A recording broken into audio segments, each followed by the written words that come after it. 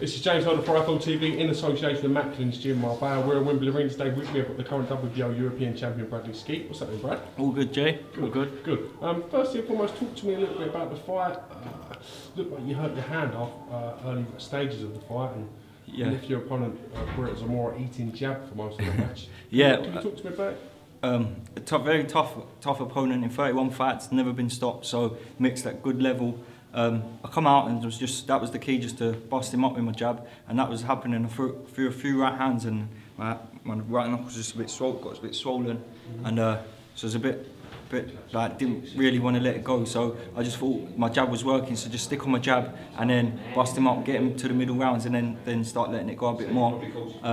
Then that's what I done. Just he walked onto a shot, set him up. I think it was a right hook, a right uppercut. He went over, and he was just getting busted up with my jab. So yeah, I would have liked to get him like clean out of there, but the corner pulled him out, so I can't complain. Round 6 they pulled him out? Round 6, yeah. And just due to the fact that he'd taken too much damage, there wasn't one reason, he was just pretty busted up, wasn't he? He's 40 years old, so he's been around, and he was just taking a beating, so like, he would end up getting himself hurt, so I think the corner done the right thing. To be fair to him, he's been in with some good opposition. I know him and Pete McDonough had a good fight a few years back. I thought Pete might have nicked it, but he was on the wrong end of the decision of that. So he's a very experienced, durable guy, isn't he? Yeah, he's been around, he's boxed at titles, he's boxed at title level, so out of 31 fights he's been beat 3 times, so he had a good winning record, and yeah, I think that was a good performance.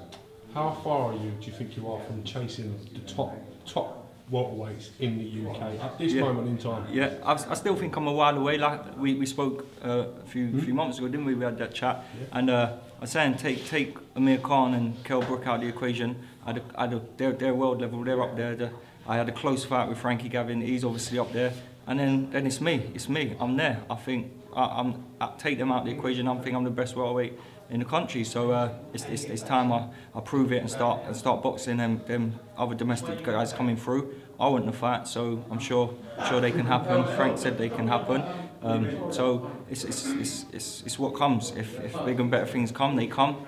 But I'm here. I'm a fighter. I'll fight. I'm here to fight. So let's do it. I know your main concern is obviously Bradley Skeete. Yeah. I'd like to talk to you a little bit about one of the fighters you shared a ring with recently. Frankie Gavin's going to be challenging Kell Brook for his IBF world title. Yeah. What are your thoughts on that fight? And what chances do you give Frankie Gavin going into this? It's a good fight. It's a good fight, and he deserves it. He's up there. He's proved he's cleared up domestically, so he deserves it. So I think it's a good fight. Wish him all the best. If he does come away with a win, who knows? It could set up a big rematch between me and him. So I'd like that. So yeah, I wish him all the best. And Kell Brook's a great fight. He's a world-class fighter. He's been there and done it. I think it's a good fight.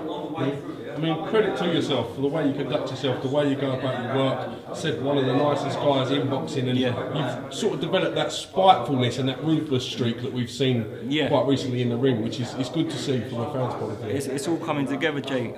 People saying I couldn't punch and I'm this and that. Out of my last 6 fights, I've stopped 5 now, and I'm doing some great work with my strength and conditioner, Gav Lander.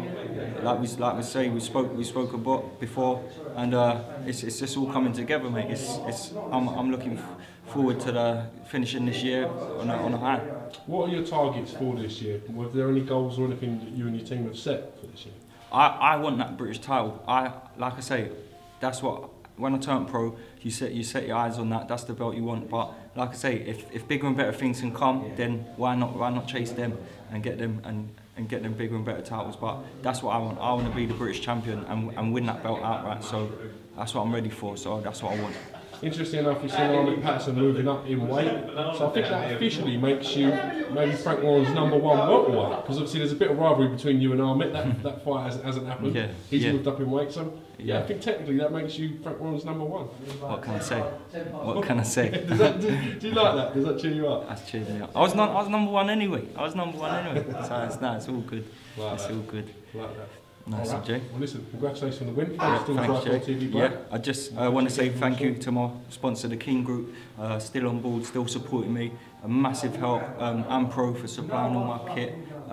You sign off all my supplements, and thank you for all the fans who come out tonight, and to support me, buying tickets. They're hard-earned money. I do appreciate it, and I thank you for all your loyal support. Nice one. Listen, hopefully we see you in some big fights. That's what I want, the Jay. next 7 months of the year. Definitely. You know I want them, like, you know what I'm all about, so hopefully, yeah, they'll start getting made. Top man. Nice one, Jay. All the best, mate. Thank you.